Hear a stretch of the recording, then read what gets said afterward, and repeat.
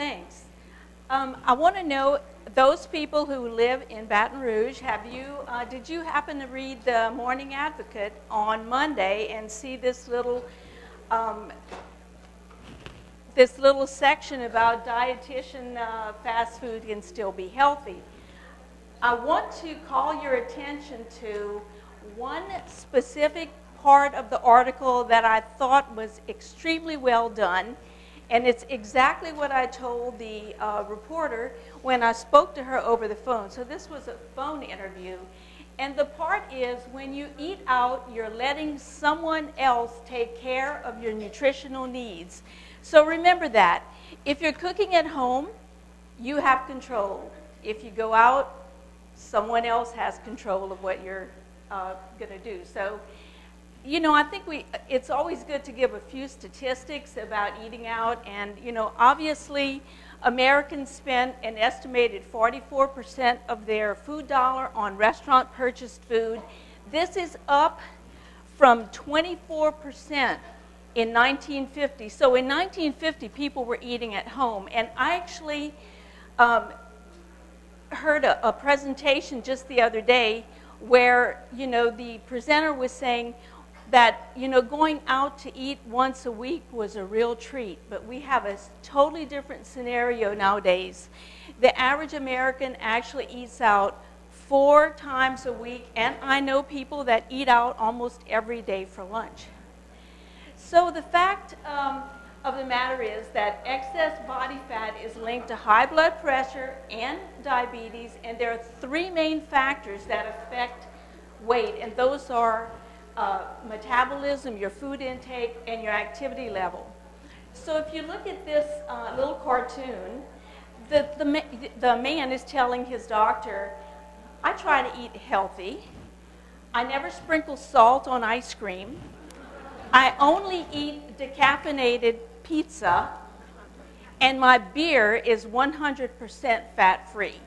So, you know, I think that we as Americans take it to an extreme oftentimes and try to justify what we do, thinking that it's healthy. So if we look at obesity in Louisiana in particular, since we're all Louisianians, or mostly here in this room, adult obesity in Louisiana rose from 16% in 1991 to 27% in 2008. So when we started really seeing that development of lots of opportunities for eating out, this is what happened as well. During the period between 1991 until 2008, the percentage of overweight and obese people in Louisiana increased from 49% to 65%, and actually 2/3 of Americans are overweight, or obese. So I think that we're sort of, I hope that we're not setting the trend, but you know, we're keeping up with the rest of the pack. So, you know, both exercise and diet play a part in that. And so if you eat more calories, then increasing your physical activity is one way to burn up those extra calories. And so the doctor is telling this fella, what fits your busy schedule better? Exercising 1 hour a day or being dead 24 hours a day? I like for y'all to laugh, so that's good. So nonetheless, there are some challenges to eating out. And, you know, we have a lot of restaurants. One of the issues is high fat content. You know, I have a son who is a culinary person, and, you know, they manage their entrees by the way they taste. And, you know, if they put a little bit of oil and it's not quite right, they might put a little more oil and a little more oil, and so until it gets to where they are satisfied.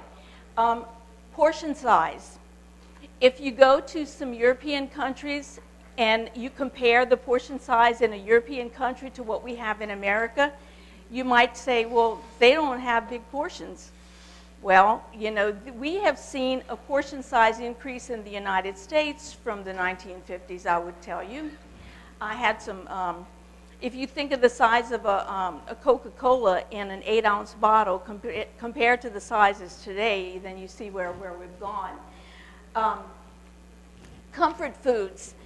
that's another big thing that we have to rely on too. Is, you know, you might there are certain foods that we find comforting. For me, when I was a young child, we always had donuts after early mass in the morning. So that's one of my comfort foods, but I don't have it. But I still want it. That's the issue. And then celebrations. You know, we go to restaurants to celebrate, you know, almost anything. I got an email from Texas to Brazil. You know, they want you to come for Christmas, for New Year's, for Valentine's Day, for your birthday. So, and I mean, that's just one example. So there, you know, we traditionally like to, you know, have an event that takes us to a restaurant. I know when I was a child, we used to go to Don's Seafood in Lafayette, and on our birthday. So it wasn't, you know, there were, you know, 4 children, and we didn't go out that often since we only had one birthday a year. But let's talk about different types of restaurants, and I'm going to just give you some key things that I think that you need to consider when you go to these different types of restaurants. Some of the key foods that you need to be worried about. And of course, I'll put Cajun restaurants first, since we have a lot of Cajun, French, Creole restaurants here. You know, you'll find that there's one thing that resonates almost every restaurant, and that is the way the meat is prepared, or the entree. So your best bet is always to choose dishes that include the words baked, broiled, roasted, grilled, poached, boiled, or steamed. So, but remember, sometimes the broiled dish might have fat added to it after it's broiled. So, you know, I think that as, you know, we're the customer, and we're the one that's, you know, dining in a restaurant, and so we are the ones that they have to please. So, you know, it doesn't hurt to say, don't put any butter on my broiled fish, for instance. So you are the master of your own fate in that regard.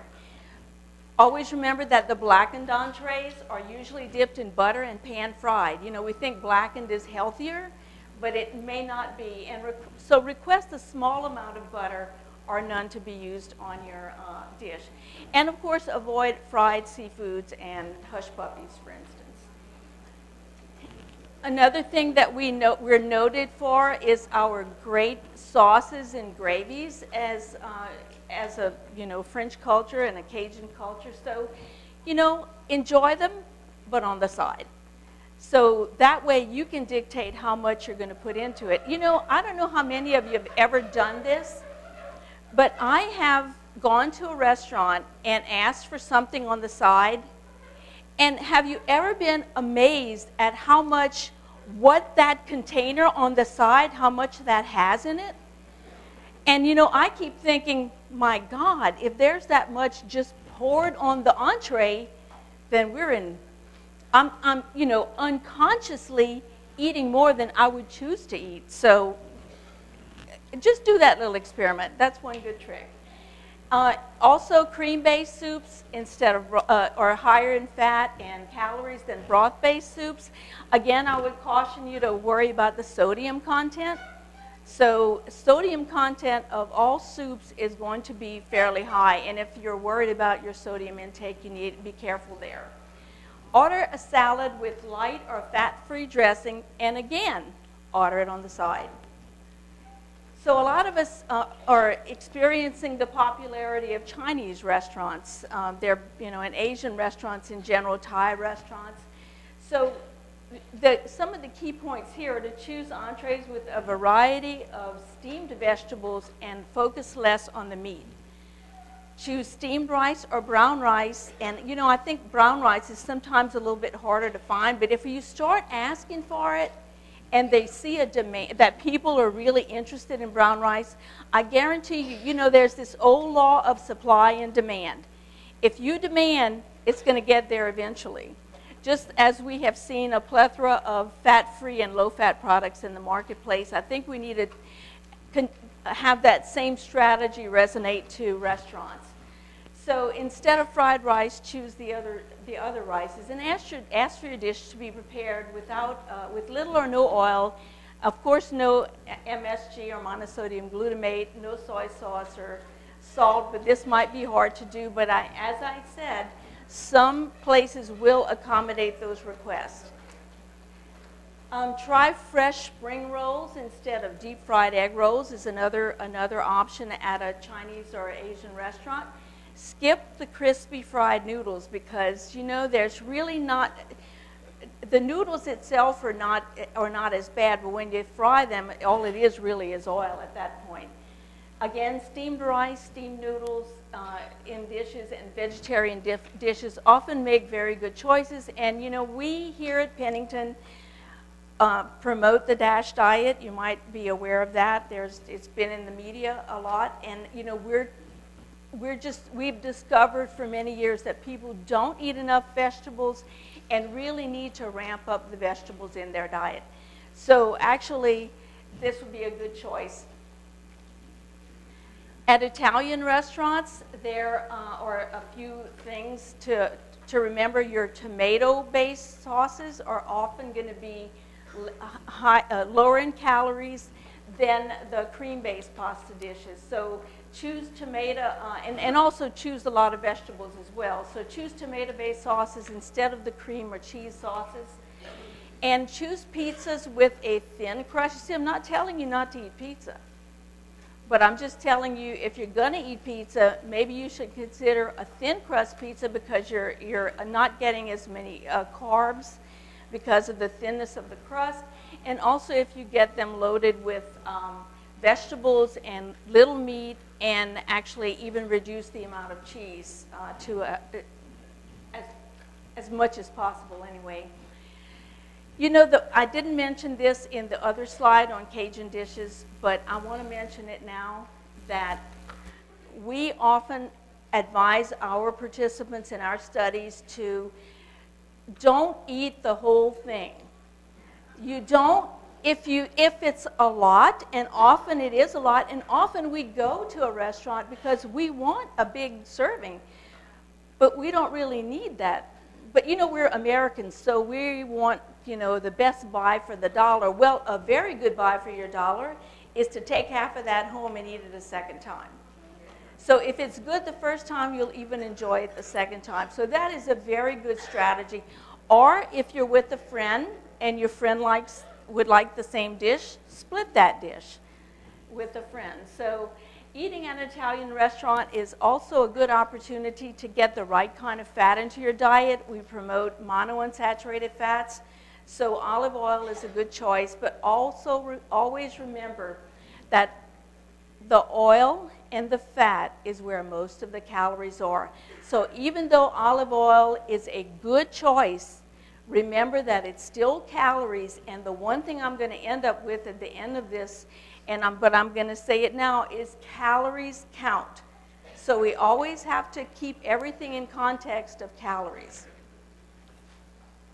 At a Mexican restaurant, again, choose lean cuts of meats, entrees that have lots of vegetables.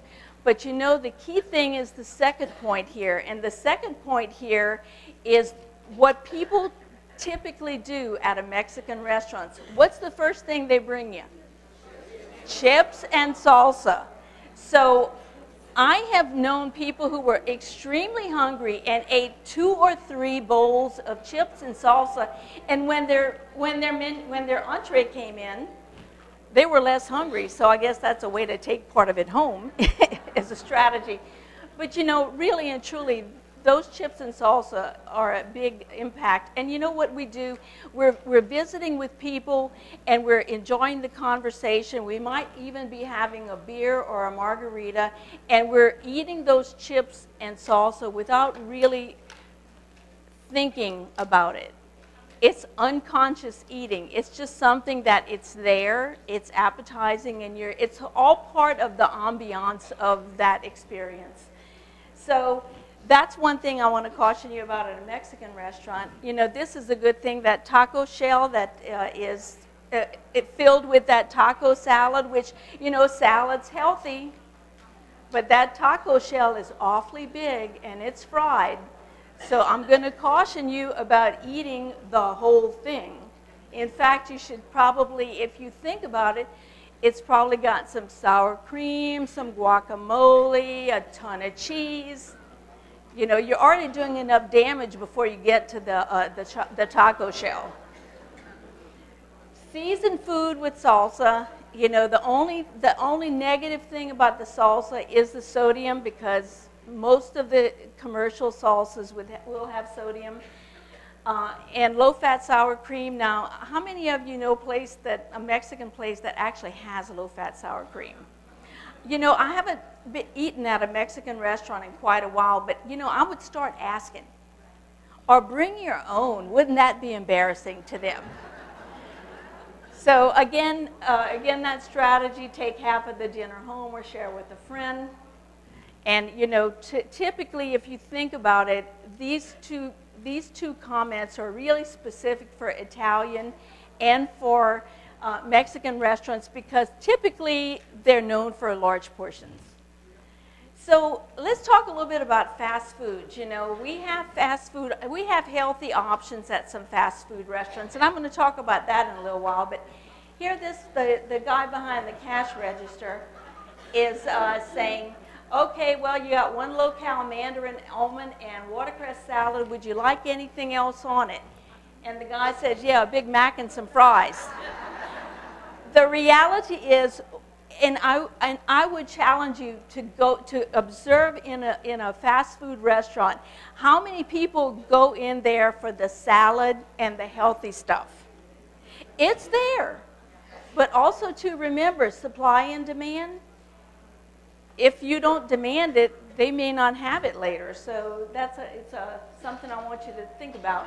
So there's a lot of fast food restaurants. I didn't want to just single out McDonald's because it did say Big Mac and fries. And I'm going to show you some examples of McDonald's, what I think is a good thing about McDonald's in a second. But, you know, at fast food restaurants, and there are many of them, we have one, you know, Popeyes really started in Louisiana.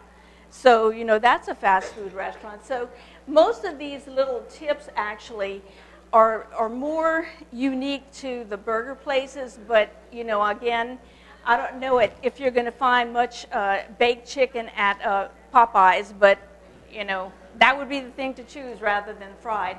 So order a side salad or wrap with low-fat salad dressing on the side. A lot of the burger places have lean meats, grilled chicken, you know, in fact, and some of them have whole grain bread products. So again, if you ask for whole grain, you know, and I have to think twice to do that because, you know, I want the whole grain, but I don't think to ask about it. So sometimes, and I know that there's some place I went to that had a whole wheat bun. So I think that we need to start encouraging these places to have whole wheat buns, because if you want it, it'll get there eventually.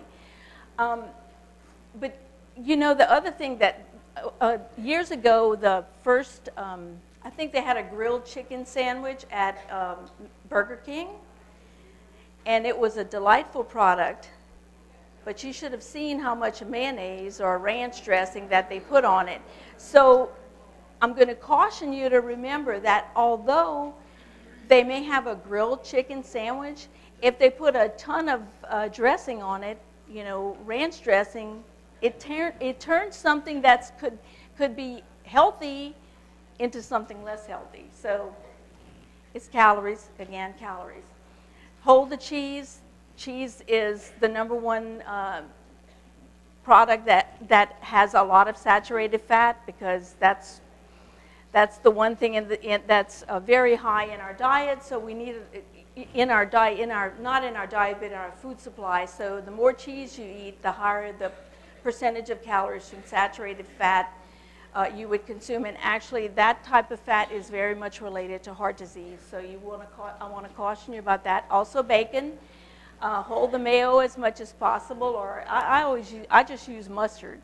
I've gotten away from mayonnaise pretty much completely.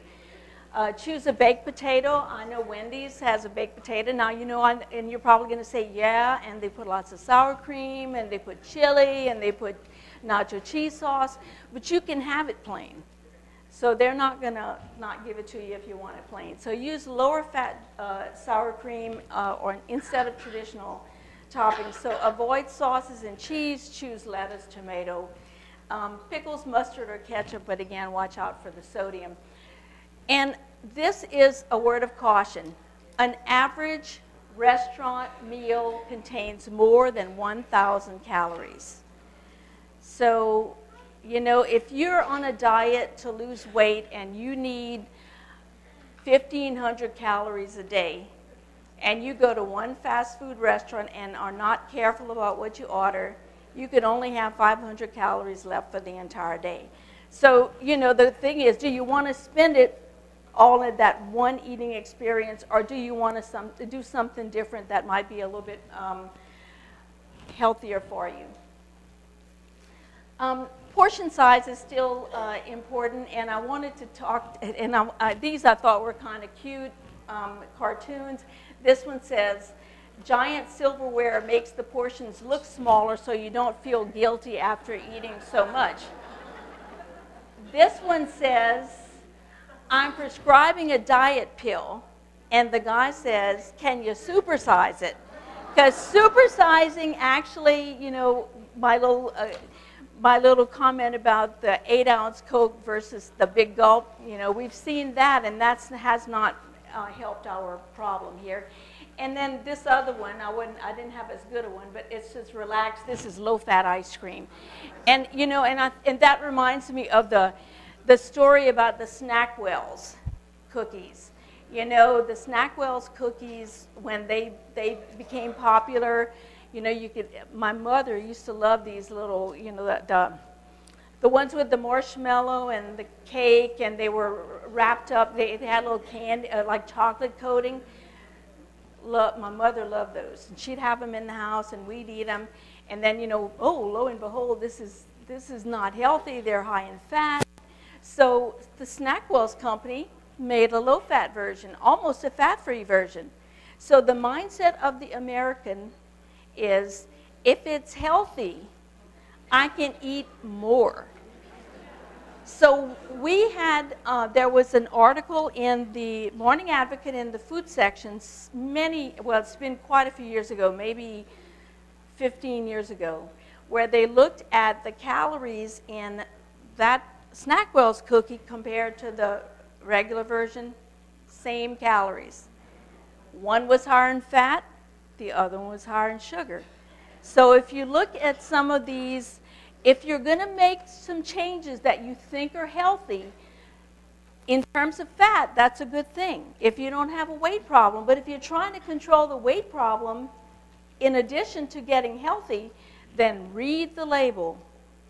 That is very important, read the label, because there are differences, and the label tells everything. And I think, but also remember, look at the portion size and make sure that you're comparing the portion to portion. So like one label might have 2 cookies and one might have 1. So, you know, you need to do the math.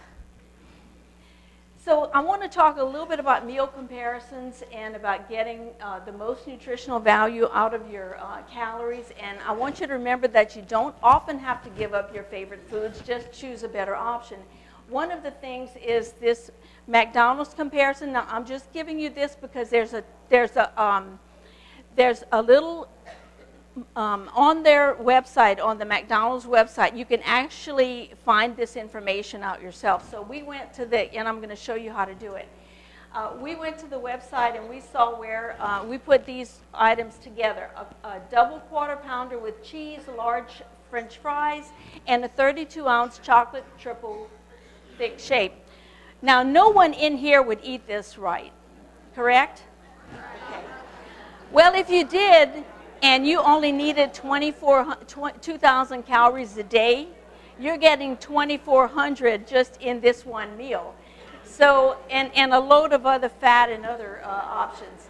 If you decide, oh, well, I shouldn't have that double quarter pounder, I'm going to get a better burger, I'm going to get a smaller one, so I'm going to get a Big Mac because it's smaller. I'm going to get the large French fries, but I'm going to get a Coke instead of the triple shake. you're only cutting about 1,000 calories off that. You're still at 1,350 calories. So it's still, even if you're on a 2,000 calorie diet, it's a lot of food at that one episode. Now here's where you can do a little bit better for yourself. A cheeseburger, small French fries, and a Diet Coke would actually only give you 530 calories. So that would be incrementally, well, actually drastically less than the originals. And then if you choose as I said, we are re-promoting vegetables. So look at a hamburger, a side salad instead of those fries with low-fat balsamic dressing and a medium Diet Coke, and you get 310 calories. So there's the tie-in to the Morning Advocate story that fast food can be healthier. I'm not going to really say, I think the healthiest choice is the one that includes the vegetables. But, you know, I think you can still, obviously you can make a better choice. And I've got to speed through some of this. So the key is to plan ahead. I think it's very important that people know what to expect. You can look up the menu on the internet before you go. A lot of restaurants now have their menus on the internet. You can keep foods off the table that you don't want to eat, like the chips and salsa. You can ask that your plate be taken away as soon as you finish, especially if there's something left on it and you don't want to take it home. And then look for healthy options on the menu. So this is the module that McDonald's has on their website, which we find is very helpful for people. You can actually look at a menu category and select menu items and that you would want, and then it will give you the nutrition facts of that whole meal. So that's helpful. And they're really telling you like it is. If it's that triple chocolate cake, that's how we came up with those calculations before. So when you click on the nutrition facts, you get basically the information that we showed you before. However, if you don't want to do that, you need to be aware that many of the fast food places especially have their nutrition information printable documents on the internet. And so we actually, and I've got all these off of the internet, including Popeyes. So this actually here is Jason's Deli, and I would have to say if I were going to want to go someplace, I love to go get the salad bar at Jason's Deli, and I don't put any dressing on it. Menus are helpful. If they don't have their nutrition information on the internet, then you can actually go online. I know all of you are familiar with Sammy's Grill. It's not going to give you any information, but at least at least you know what they offer, and perhaps if you have enough education in terms of reading, books and hopefully some take-home messages from what I've given you here, you will be able to select at least what you think might be the healthiest option. So Jubin's also as well has theirs on the internet. I want to close up with several important key things. We've gone sort of away from the food guide pyramid because that was confusing to a lot of people, but the newest thing in recommending what people should be eating is called MyPlate.gov. That's the website. The three key messages are, number one, balance calories. Enjoy your food, but eat less, which I think is what I've been telling you most of this thing, and avoid oversized portions. There are some other things that are very key that you think that you should remember. There are foods that you should eat more often, and I bet you if I didn't put up the next few bullets, you would be able to tell me. One of them is fruits and vegetables, and the key message is make your plate half full of fruits and vegetables. Switch to fat-free and 1% milk and dairy products because again, I told you about cheese, but cheese is dairy. The full-fat versions of anything are the highest in saturated fat. So that's why we're telling you, not because you don't enjoy it, but there's more calories, but those calories that are there are saturated fat calories. So, you know, now I know some of you are saying, blue milk. Well, the 1% is not as blue as the skim, but once you go from whole milk to 2%, then your transition to the 1% and the fat-free are going to be much, much easier. Make half your grains whole grains. We're trying to tell people, you know, first time I cooked brown rice, I said, there's no way I'm ever going to do this because it tasted awful. But you know, there's something about continuing to try and making it a habit, and you can actually make that brown rice taste as good as your white rice. There are foods that we should eat less often. And so this is one thing that I know that you probably can figure out. You need to cut back on foods that are high in solid fats and high in sugars. You need to cut back on sodium, and I can't stress enough that, you know, the label is going to be your best way to do this, comparing sodium on the labels. That is very important. Choose low or reduced sodium or no salt added. You know, I have to admit, I'm going to be honest with you, that I kind of have a little salty taste. And so I buy the no salt added, and I add a little salt. But I would tell you that the little salt that you add in cooking is probably going to be actually less than in that regular salted can of vegetables. And then cut your calories by drinking water or unsweetened beverages. I had another beverage slide that showed you, you know, regular Coke versus a Diet Coke. There's lots of information about Diet Cokes and how they may be affecting your level of overweight. But I would tell you, it's not the calories in that Diet Coke. It's what you're eating with the Diet Coke that you justify because, you know, I'm going to not have 200 calories of Coke, but I'm going to have a second hamburger. So, you know, in reality, I think that this is what we have to look at. There's a lot of data to suggest that people who drink Diet Cokes are just as heavy as those who don't. But I would want to look at the rest of what they're eating because I think that's where the secret is. Identify your own eating habits. You know, how often do I eat out? Where do I eat out? What are my typical food choices? These are questions you ask yourself. How large are my portions, and do I always finish the plate? What other foods do I choose throughout the day or during the week? So, you know, these are some key questions to sort of, you know, answer to yourself. Where do you go from here? So this is your homework. Your homework is to make at least one healthy request the next time you eat out. One of the easiest ones, something on the side that isn't normally on the side.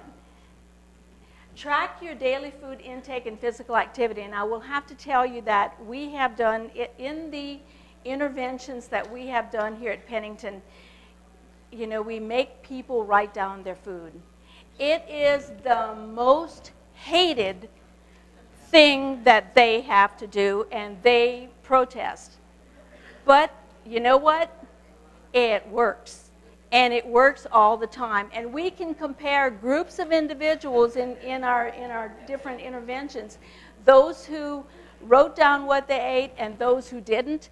And I can tell you, we see a line that the weight loss is better in those who self-monitor. So even though we're looking for tricks that maybe make it easier, but what it does is it creates the awareness of what you put in your body. So I think that you need to really focus in on that. Write it down, or nowadays you can use a smart app for your phone. And also to try a new dish. Try something that fits the healthy concept. You know, maybe if it's having fruit instead of French fries. I want to tell you about an initiative in Baton Rouge. Maybe if those of you who aren't in Baton Rouge might, you know, go to your mayor and say, You know, what about Baton Rouge? They're looking at making everybody in Baton Rouge healthier. So it is a, it was started by the mayor, and actually it's looking at active living, active places, health in general, and there are a lot of things that go into this. The Pennington Biomedical Research Center and of course my colleagues with the Baton Rouge Dietetic Association are two of the organizations that are working on it. Again, I said it was started by the mayor. We hope to get restaurants on board to begin an initiative that increases healthy food choices when dining out in Baton Rouge. So we're still working on this. It's kind of a new concept and it's in the works, but this is something that we are hoping that we can get out. You know, maybe it is that awareness that you want when you go out to eat. You know, sometimes we want it, but we really don't want it because it might affect what we choose, but then again, it might lead to some more choices that are better for you. So stay tuned, and this is the end of my presentation, and I'm